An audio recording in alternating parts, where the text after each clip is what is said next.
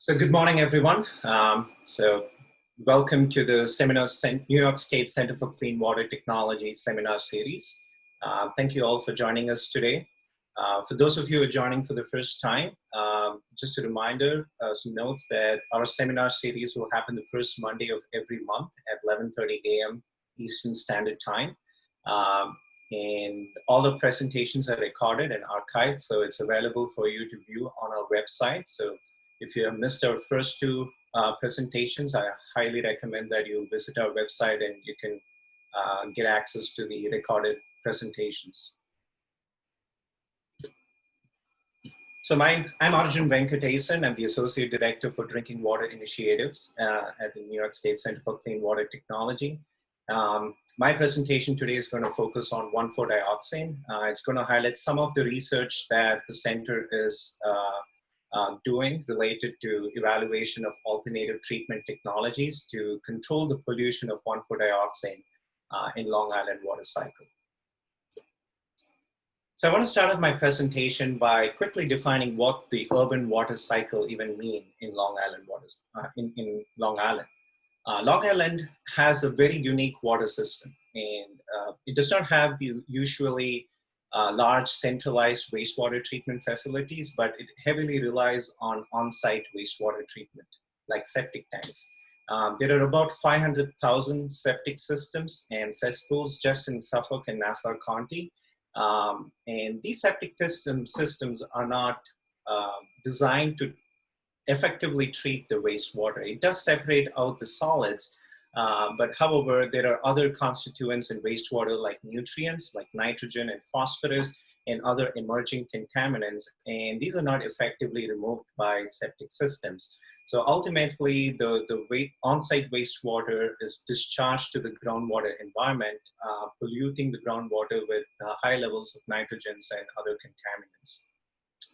What makes it even more challenging in Long Island is we have a sole source aquifer, meaning the only source of drinking water that we get is from the groundwater system. So there are no other source waters or surface water that we get our drinking water. So essentially, over time, what we're doing is we're unintentionally recycling the wastewater by taking groundwater as a source of drinking water. So this cycle that connects between wastewater discharges to our drinking water constitutes the urban water cycle in Long Island.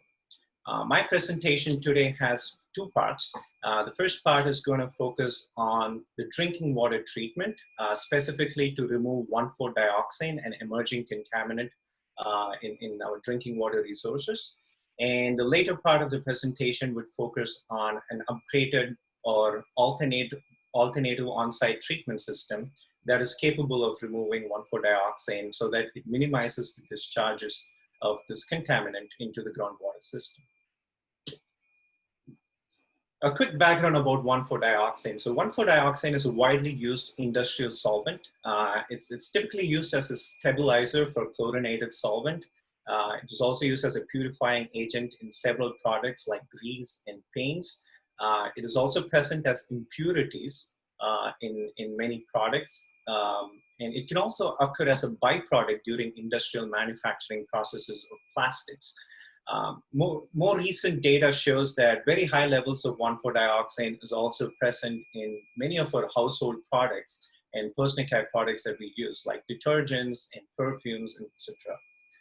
1,4-dioxane is a high production volume chemical, meaning it is produced in excess of 1 million pounds per year in the United States. The biggest concern of this chemical is it's a possible human carcinogen.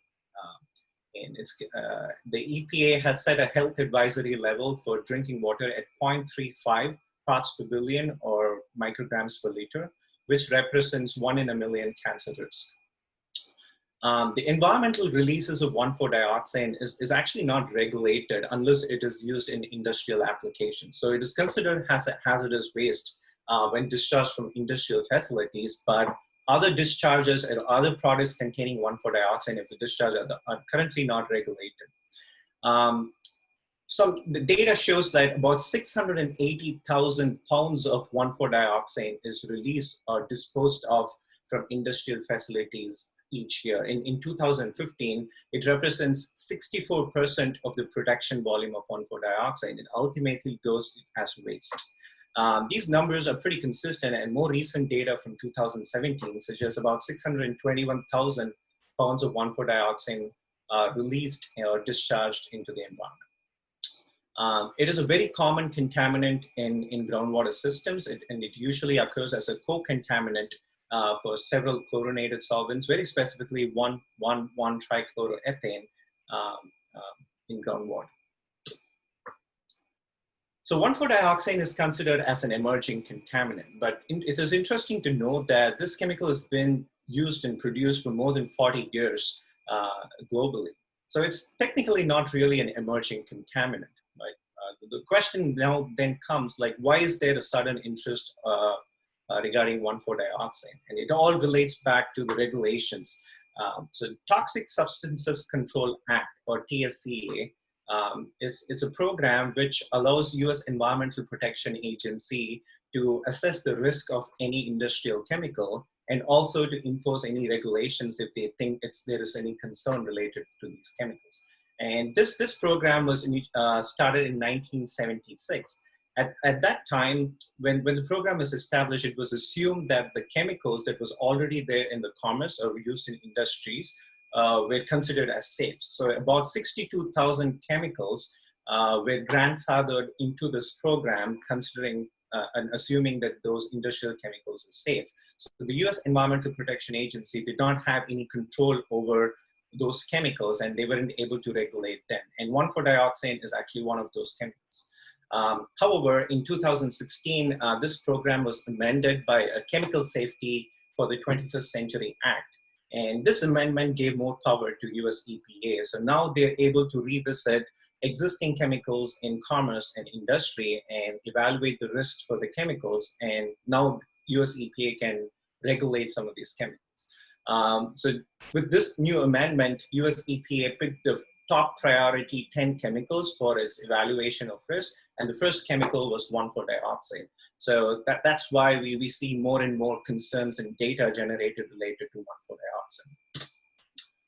And 1,4-dioxane is also a very common drinking water contaminant. And US EPA conducted a nationwide survey as part of their Unregulated Contaminant Monitoring Rule, or UCMR program. And they evaluated public source waters for 1,4-dioxane across the US. And this map shows the detection of 1,4-dioxane in the drinking water.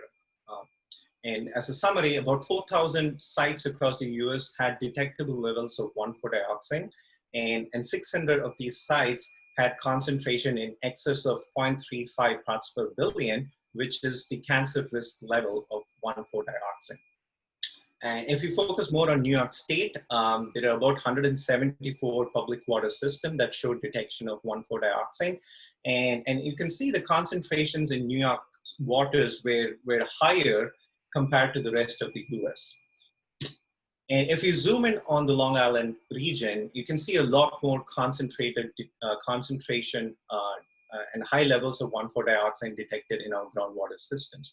And this map shows the red dots shows detection in excess of 0.35 parts per billion, again, which is the cancer risk level set by US EPA. The green ones have detection, but it's less than this cancer risk level.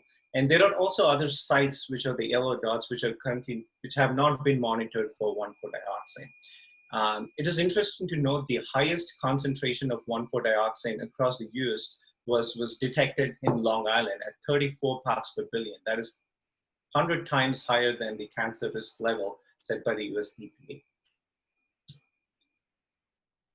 So unfortunately, we do not have any federal regulation of 1,4-dioxane in drinking waters. However, many states have come up with their own regulation depending on the contamination levels. And the concentration or guideline levels can vary anywhere between 0.3 parts per billion to up to 77 parts per billion. And it need not necessarily mean for a regulation for drinking water. It could be an action level or a groundwater cleanup level for remediation purposes. However, New York State has come up with the first drinking water regulation at 1 parts per billion or 1 micrograms per liter. And this regulation is very likely going to be in place later this year. And this is a result of the higher contamination that we see here in New York State compared to other states in the US. 1,4-dioxane is also a very difficult contaminant to treat. And the conventional drinking water treatment systems are not very effective in removing 1,4-dioxane. And it's partly because of its unique chemical property. And this slide summarizes the properties that makes this chemical very tough. So it is very highly soluble in water, meaning once it's discharged into groundwater system, it's very hard to control or contain the plume. It spreads quickly. It has a very low vapor pressure, meaning the typical air stripping system that we employ to remove volatile organic compounds are not effective in removing 1,4-dioxane. So air stripping systems will not work. It has a high boiling point, and it's interesting to know its boiling point is very similar to water. So distillation cannot be employed to separate this chemical from water. You pretty much evaporate both water and 1,4-dioxane around the same temperature. It has a very low sorption coefficient, meaning it does not stick really well to these activated carbon filters. And granular activated carbon is a very common technology employed in Long Island waters, and unfortunately, it cannot remove 1,4-dioxane. It is also resistant to biodegradation. So any chemical, once released to the environment, the nature somehow, is able to break them down using naturally occurring microorganisms. But 1,4-dioxane is very highly resistant to biodegradation as well. So you don't see these natural attenuation or conventional biological system in treating 1,4-dioxane. However, I have an asterisk here, meaning more and more researchers are able to culture microorganisms that are able to degrade 1,4-dioxane, but they are not commercially available yet or commercially applied yet. However, there exists one treatment system that can effectively treat 1,4-dioxane in drinking waters. That is an advanced oxidation processes or AOP systems. Advanced oxidation processes typically employ the production of a highly reactive radical species called hydroxyl radicals. And hydroxyl radicals are a very strong oxidant, and it's non-specific, meaning it can react with any organics present in its vicinity. And this is the only radical that is capable of reacting with 1,4-dioxane and degrading them to other byproducts that can be biodegraded, or it can also be mineralized to carbon dioxide in water. And advanced oxidation processes systems can come in different configurations. Many of the systems utilize a combination of ultraviolet light in the presence of an oxidant. It can also be a dark process, meaning two oxidants can be used, like ozone and hydrogen peroxide. And more recently, catalytic oxidation is photocatalytic systems that also use, like titanium dioxide, which in the presence of UV light can produce this highly reactive hydroxyl radical species. The biggest challenge with the treatment process is these hydroxyl radicals are not specific to 1,4-dioxane. It can also react with other organic contaminants and also inorganics present in water. So our source waters typically have a lot of carbonates and bicarbonates, and also naturally occurring organic matter. And on all these species can react with hydroxyl radicals. And hence, if they are present at very high levels, they can serve as a radical scavengers, meaning they can remove the hydroxyl radicals quickly. And then you don't have enough of these radicals to react with 1,4-dioxane to treat the water. So it's water quality parameters are very important to control when employing advanced oxidation process systems. So let's specifically look into one configuration of AOP, which is ultraviolet in combination of hydrogen peroxide system, which is very commonly utilized in New York State and also in the rest of the US. And the treatment process is you pump the contaminated groundwater, you mix it with the oxidant hydrogen peroxide, and then you run this mixture into a UV reactor, which contains a lot of UV lamps. And these UV lamps are typically low pressure mercury lamp that emits light at 254 nanometer wavelength.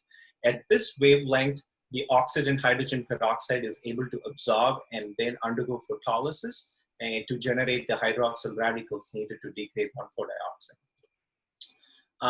This is a picture of the first full-scale advanced oxidation process system in New York State, which was installed by the Suffolk County Water Authority.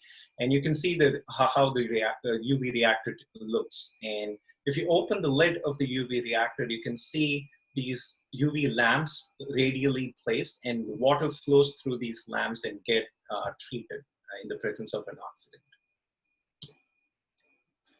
The Center for Clean Water Technology is currently performing a pilot grant program to understand the performances of different advanced oxidation process technology. As already introduced, the AOP systems can come in different configuration, but however, it is important to understand the performance of these systems to our groundwater quality. And we have to show demonstration and performance is satisfactory before these systems could be scaled up and run it for municipal water treatment. And that's the whole point of this pilot grant program, where we're testing 7 pilots at 4 different locations in Long Island. We are conducting an in-depth review of their performance and comparing different technologies of AOP to show which one is ideally suited to treat our groundwater systems. We're also evaluating how the groundwater quality impacts the performance of AOP, doing a preliminary economic analysis to understand the costs associated with treatment. And this pilot program would ideally, it's going to inform future testing and monitoring requirements when more and more water providers are going to install advanced oxidation processes to treat 1,4-dioxane. So my first part of my presentation is going to share some results that we obtained from a bench scale testing of advanced oxidation process, which is a UV hydrogen peroxide system. We were particularly interested how typical Long Island groundwater quality parameters influence the treatment of 1,4-dioxane. And we studied the impact of pH, alkalinity, nitrate, and natural organic matter. And we also assessed the byproducts formed during AOP treatment. This is a slide that shows our bench scale setup of UV hydrogen peroxide system. And we used a UV reactor that had that has a 40-watt low pressure mercury lamp.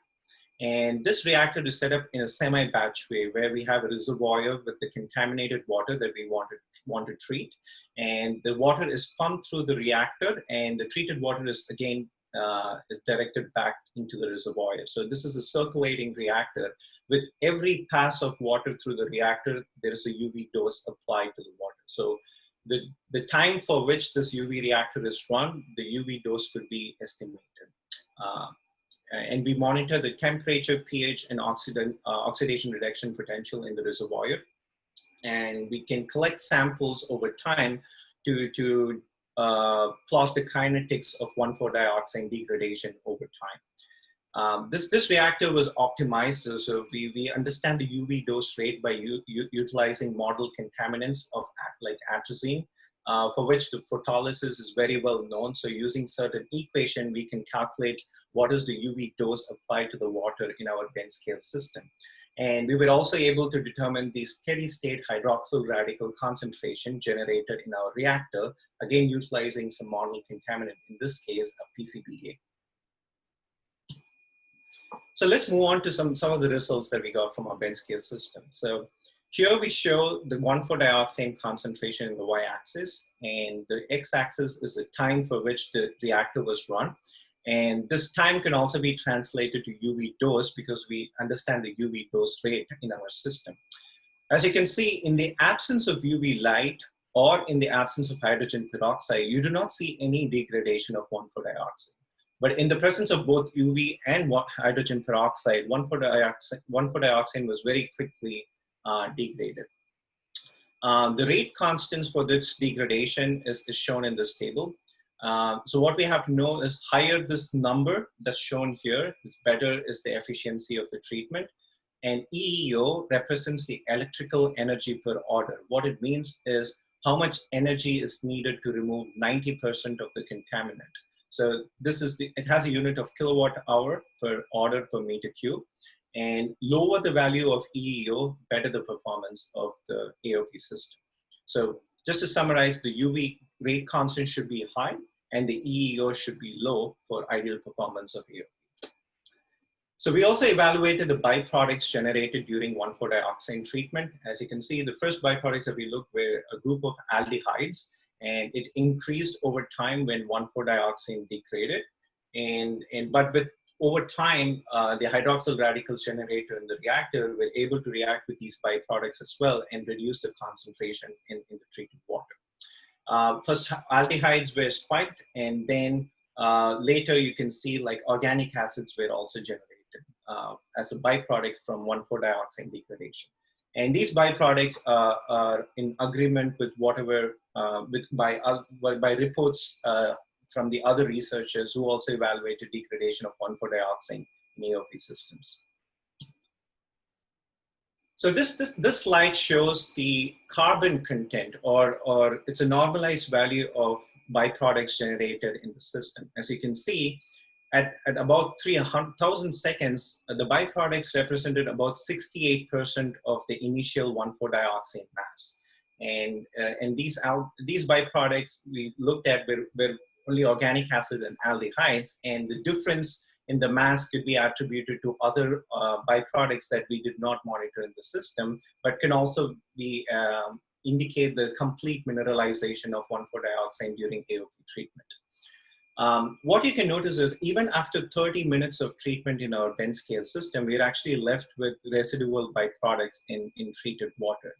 And in a typical full-scale system, the contact time of water in the reactor is about 10 seconds, meaning that complete mineralization of 1,4-dioxane is not very likely to happen in full-scale systems. So you're always left with some residual amount of byproducts in treated water from advanced oxidation processes, which should be further treated either by utilizing granular activated carbon filters or other techniques before the water is distributed for drinking.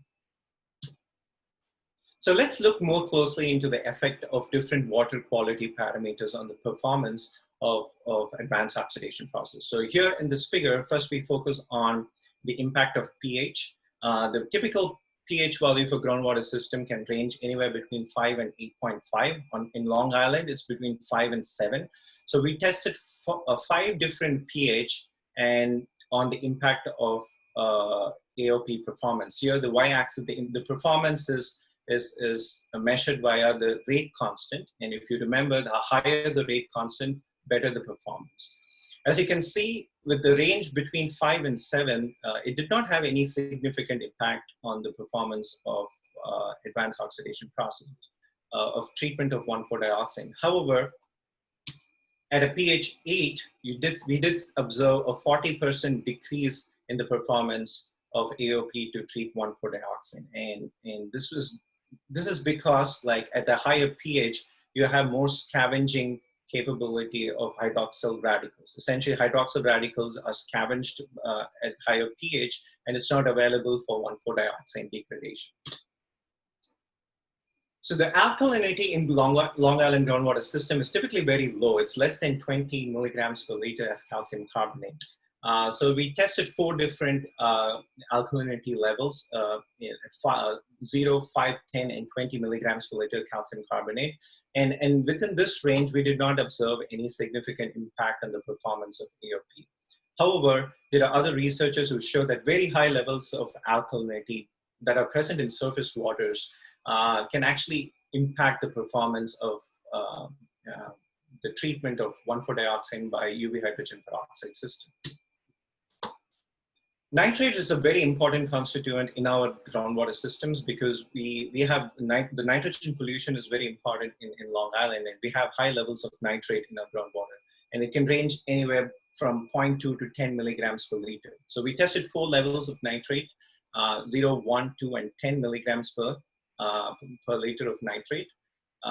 And as you can see, at high levels at 10 milligrams per liter, the performance of advanced oxidation process to treat 1,4-dioxane is impacted. And this is because there are 2 mechanisms of playing. First, nitrate by itself can undergo photolysis. That is, it can absorb UV light and get reduced to nitrite. And nitrite, which is formed in the system, can also scavenge hydroxyl radicals, which are needed for 1,4-dioxane degradation. The last parameter that we checked was the impact of natural organic matter, or NOM. And these are humic acids and other organic compounds that are naturally present in our groundwater systems and surface water. In groundwater, the NOM levels are typically low at less than 1 milligrams per carbon per liter, but you could see very high levels of NOM in surface waters, the levels more than 10 milligrams per liter is carbon.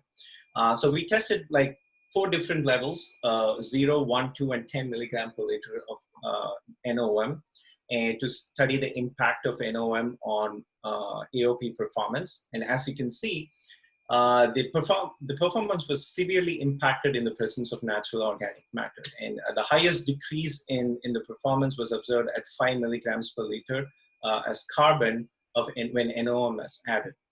There are 2 important ways NOM can interfere with the performance of advanced oxidation process. First, NOM by itself can react with hydroxyl radicals. So it essentially scavenges the hydroxyl radicals produced in the reactor, and it's not available for 1,4-dioxane degradation. And second, it can reduce the UV transmittance. It also absorbs the UV light. So as you can see in this figure, it clearly shows like a clean water transmits light better than like a murky water. So that's essentially what happens in the presence of high NOM levels. It kind of shields the UV light from effectively being delivered to the water, so that there is no enough hydroxyl radicals generated in the presence of high NOM in water.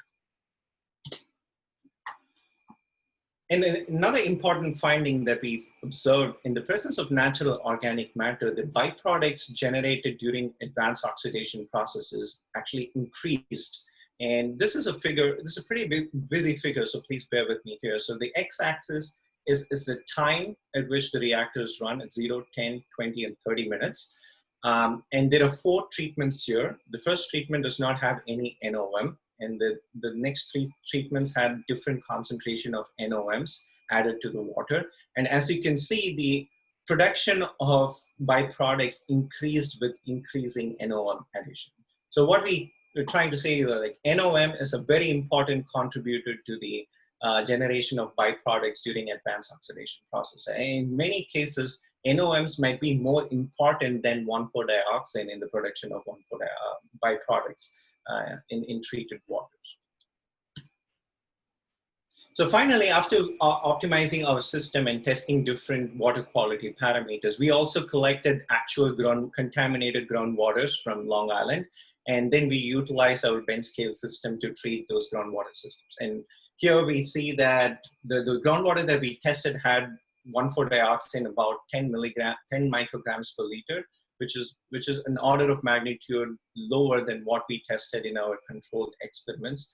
But however, it performed really well. We were able to degrade 1,4-dioxane effectively in these groundwater samples. This table here shows the performance of AOP or the rate constants. And as you can see, the rate constant declined when you compare it with clean deionized water. That's because of other constituents present in the groundwater samples, more specifically the total organic carbon, or the NOMs, and the alkalinity or nitrate that's present in the background waters as well. So we also developed a model to predict the performance of AOP. Now that we understand very clearly how various important groundwater quality parameters impact the performance AOP, we developed this model here so that we could predict the performance of UV hydrogen peroxide system using any groundwater quality concentrations. So if someone wants to install AOP at their site, they could use this model and plug in those numbers that's relevant to their groundwater system, and then they could estimate how effective these AOP systems are in performing. And this is a comparison of our model results with the actual result experimental data that we observed. And as you can see, the model data, which is a blue bar, compares really well with the experimental data that we obtained for the groundwater system. So this is a good tool for us to predict whether the AOP system is going to work well or not for your groundwater system. So some of the next steps that we are currently working on is to understand the production of these unknown byproducts, where we observe there might be other toxic byproducts that could be produced during AOP processes, and we want to eliminate that by understanding what is formed. We are also conducting bioassays. We are evaluating the cytotoxicity and genotoxicity of the AOP effluent, which gives a better picture of how toxic the treated water is before and by comparing before and after treatment. We're also evaluating granular activated carbon filters to remove these byproducts generated from AOP, specifically to understand how residual hydrogen peroxide or oxidant added to the system, how does it influence the performance of GAC in removing the byproducts. We will be comparing the results from the bench scale system with the pilot scale data once the program is completed. And we're also in the process of investigating the performance of other AOP technologies and configurations.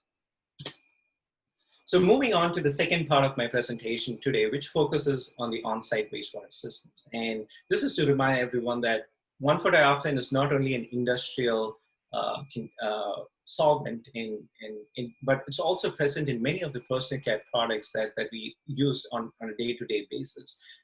This is a survey or a report that was published by the Citizens Campaign for the Environment, and they show the levels of 1,4-dioxane detected in many of these common products that we use, and concentration are as high as 17 parts per million or 17,000 parts per billion. So there are very high levels of 1,4-dioxane without our knowledge in the systems. And even if you look at the ingredients label in these products, 1,4-dioxane will not be listed because these are not active ingredients, but as a solvent, it's still present in these products.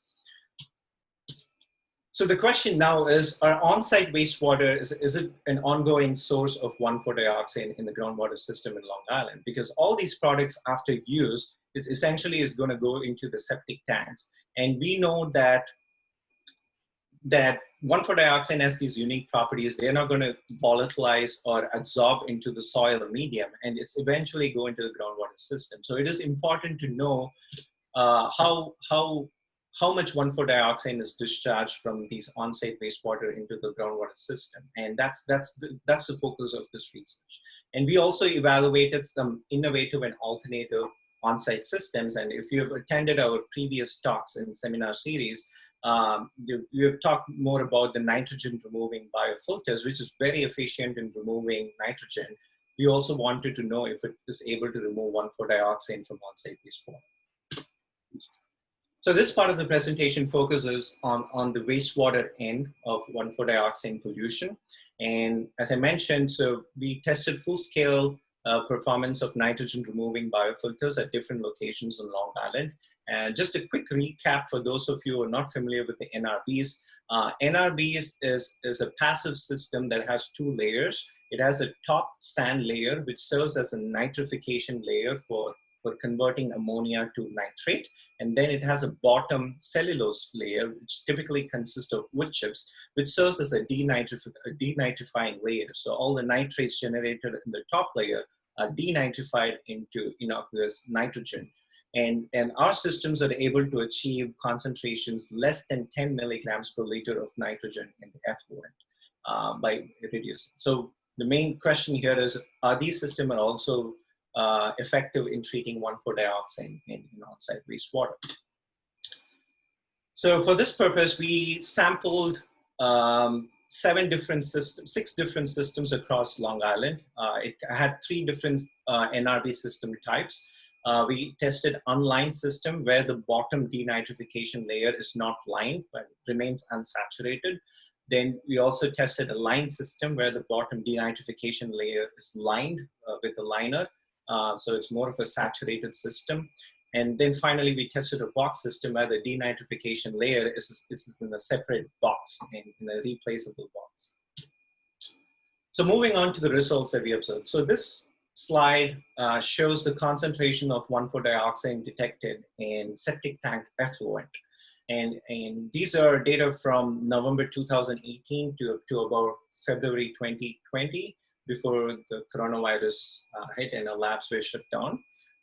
As you can see, 1,4-dioxane was consistently detected in the on-site wastewater from all these systems, all these locations, and the mean concentrations were about 1.5 parts per billion, but the concentration can go up to 8.5 micrograms per liter in some months. And as you can see, the spike in 1,4-dioxane concentration happened during the months of March and April, and we suspect that this could be related to the spring cleaning season, where probably products containing 1,4-dioxane were used in excess during the cleaning season.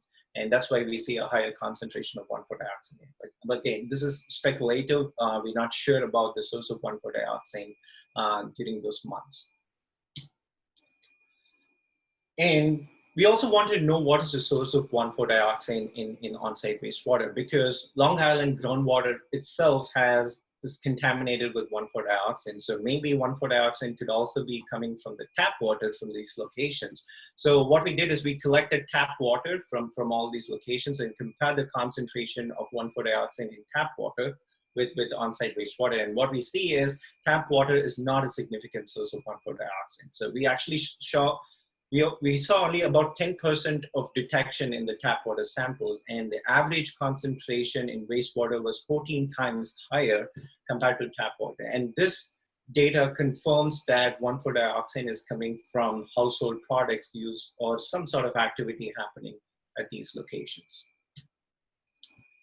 So now moving on to the performance of nitrogen removing biofilters in removing 1,4-dioxane. And this figure shows two of these systems that we monitored for a very long time, over a period of maybe 15 months. And what you can see is the average removal in unlined system is about 71%, and the average removal in the lined system is 50%. And what is interesting to note here, the concentration in the effluent on average is lower than the 1 parts per billion level regulatory limit for drinking water. So our NRBs are performing very ideally in controlling the pollution of 1,4-dioxane and minimizing the discharge into our groundwater systems.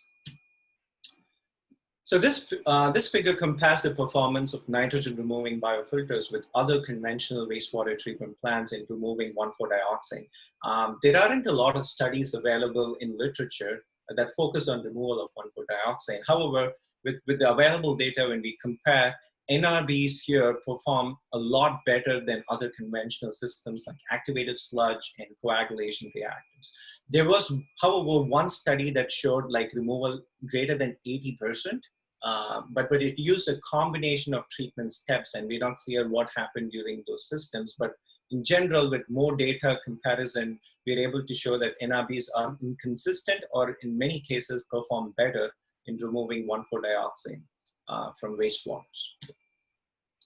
So we also did some comparison of the performance between different NRB configurations, and we don't have a lot of data to get information about it, but what we noticed that is the unlined NRBs perform a little better than the lined system, which is significantly different in better performance.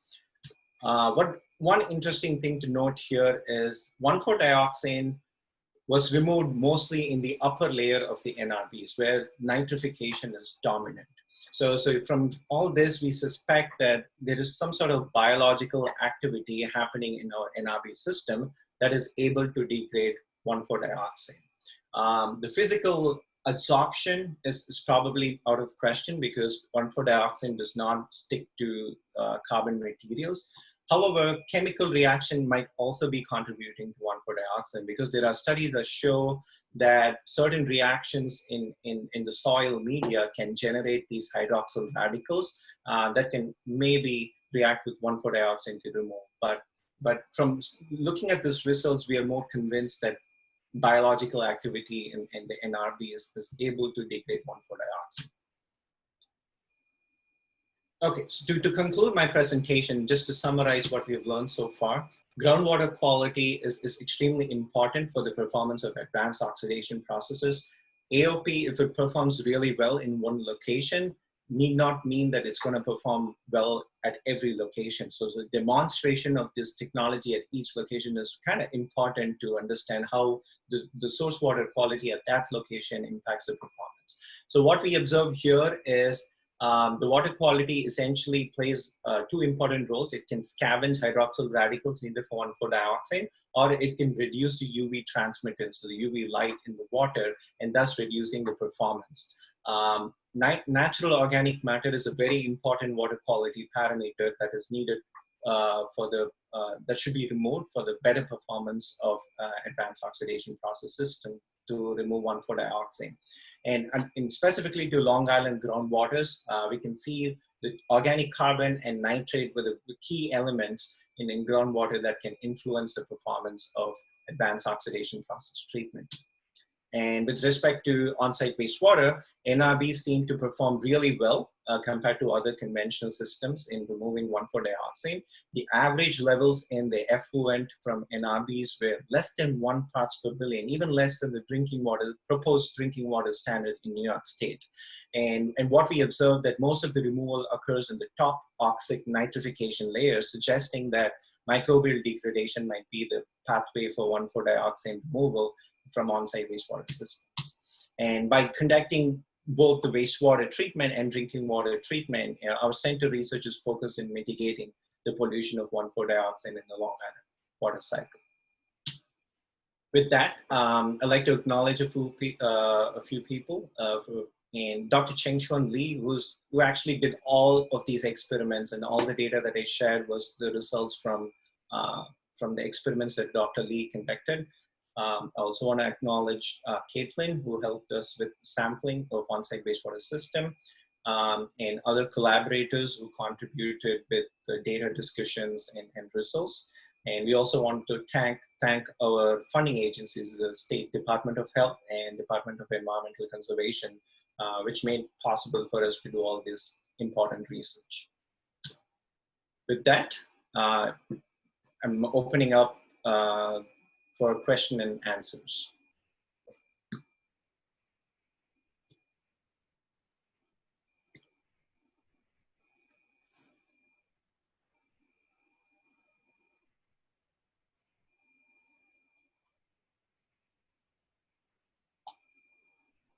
Do we have any questions?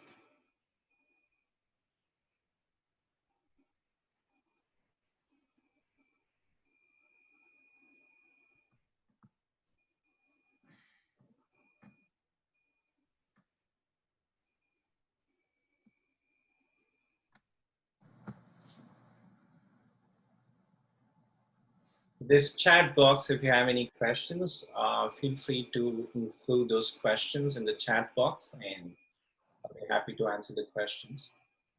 So I have one question. Yes, C, go ahead.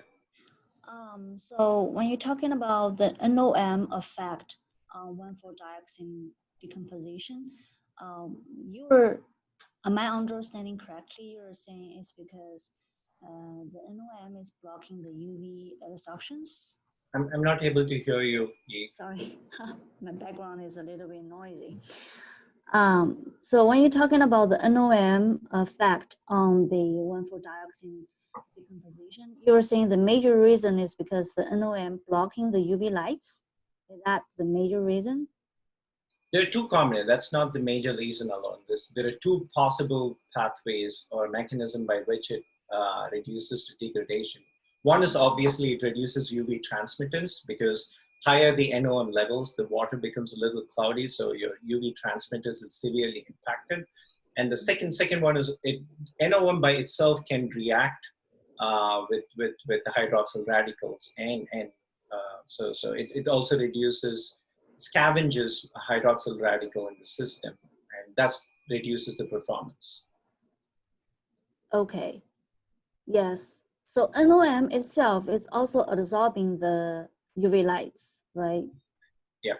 That's how you're saying, okay. Yeah. And also, did you have some investigation on the products of the NOM after absorbing the UV lights, that's possible radicals influencing on the 4-dioxane degradation? No, not really. So we haven't focused on what's happening with that reaction. So we focused more on 1,4-dioxane degradation. So it's important to know. Like, I think you highlighted that important role. NOM is clearly as a very important component in our water system, that we should understand what's happening during direct photolysis or reaction with hydroxyl radicals. Thank you. Yeah. Thanks, Eve. Nils, you raised your hand. You want to go Yes. next? Hey, Arjun. Thank you very much for an interesting presentation. I have a question regarding the supposed mechanism. So you think it's biological, mediated somehow. Are there ways to, or did you look for some of the potential products, or is it possible to look at potential products that would tell you that it's indeed microbial mediated? You looked at side products or products of dioxane in the other experiment. So I wondered to what extent you could identify those also in NRB effluent, or is this just such a strange mixture of all kinds of things that it's hard to do that? That's an interesting question, I would say. I'm not sure about the biological signature of 1,4-dioxane degradation, but as you know, like Dr. Mao's group is actually focusing on biological degradation of 1,4-dioxane, and now they're able to monitor for the genes responsible for 1,4-dioxane degradation via microbial pathways. So I think one way to confirm if there is microbial degradation happening is to actually look for these genes in the NRBs to see if it's actually co-metabolism is happening in these systems. And that's something that we're going to do very soon to understand what to do. Detecting my byproducts might be a little difficult because these byproducts I feel is short-lived, especially when you consider NRBs with long retention times. We might not be able to actually extract those byproducts very quickly. It might get transferred into another component. Mm-hmm. And one other question, if I may ask, related to the functionality. You mentioned that at high pH, the functionality potentially goes down due to increased scavenging of the hydroxyl radical. So that behaves very different from an hydroxyl ion, or because I would expect like in a solution with lots of protons, so low pH, these would, well, not be very stable or would be consumed. But with a hydroxyl radical, it's the other way around. So there are two components there. So at very high pH, what happens is the hydrogen peroxide, the oxidant that we add, it has a pKa of about 11. So from H2O2, it becomes HO2 minus. And HO2 minus can actually scavenge hydroxyl radicals. So that is another pathway. Probably that's the pathway why it affects the performance of 1,4-dioxane. Thank you. Thank you, Nels. All right, we also have some questions in the chat. All right, so we just learned from Adrienne that the new drinking water standard is scheduled to be approved by July 30 by the New York Drinking Water Council. So that was an FYI. And I also have another question from Shao Zhu. How long is the residence time for the wastewater in the nitrification step of biofilter? I might need some help from the NRB experts here. I'm not sure about the residence time, but overall in the NRB, the residence time is about a couple of days, 2 days. I can see Stuart just switched on his video. So Stuart, do you want to comment on the residence time in the nitrification layer? Sure. We measured that with a tracer, just the sand bed, about 1.4. Sorry, we missed your answer actually. Sorry about my unstable computer. 1.4 days in the nitrification layer. Right, thanks. And that's, I think we also believe that the longer retention time provided by NRBs could actually be the reason for the biodegradation of 1,4-dioxane as well. And the other follow-up question was, why did the system with unsaturated denitrification layer remove more 1,4-dioxane than the one with saturated denitrification layer? That's an excellent question, Chow. But unfortunately, with the data that we have right now, we are not able to make an informed guess on that mechanism. It is just something that we observe purely by monitoring the system.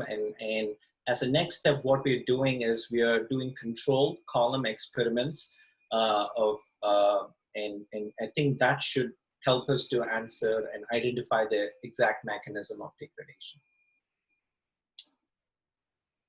So another question from Bernard. Have you tried to compare 1,4-dioxane removal from the septic tank alone versus that coming at the end of the NRB to see how much is achieved at the septic tank where substantial nitrification, denitrification, and even aeration also might be occurring? That's a great question, Bernard, but we did not monitor the degradation of 1,4-dioxane in the septic tank itself. We were more interested in the septic tank effluent discharges and also how effectively it was treated after NRB process.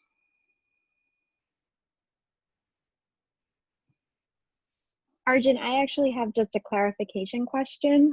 Sure. When you showed the 1,4-dioxane removal from the nitrification layer compared with the denitrification layer, when you calculated those removal efficiencies for the denitrification layer, was that using the nitrified percolate from the nitrification layer, or was that using the septic tank effluent numbers? So we did not do any control experiments. So the data that we show here is from the influent, the lysimeter data that is in the interface between the nitrification and the denitrification layer and the final effluent. And by comparing the influent and the lysimeter data, we were able to tell how much conversion of 1,4-dioxane took place at the upper layer. And by comparing the lysimeter data with the final effluent, we were able to tell how much is converted in that layer. Does that answer your question? Yeah. Thank And you. now, if I go back to Chow's question, what could be the reason with the better performance in unsaturated open system is probably the denitrification layer has a lot more air spaces and oxygen available than a saturated system. So maybe that might be a reason why the enhanced treatment in an unsaturated. Again, it's just my guess at this point.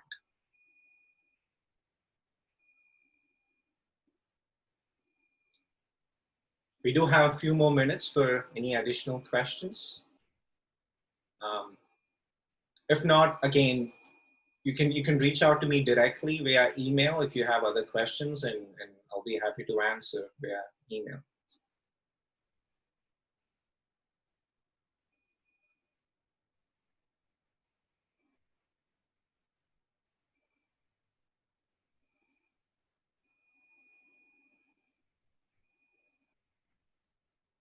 All right, looks like we do not have any further questions. Again, this presentation would be made available on our website after it's recorded. And if you have any other questions, feel free to contact us.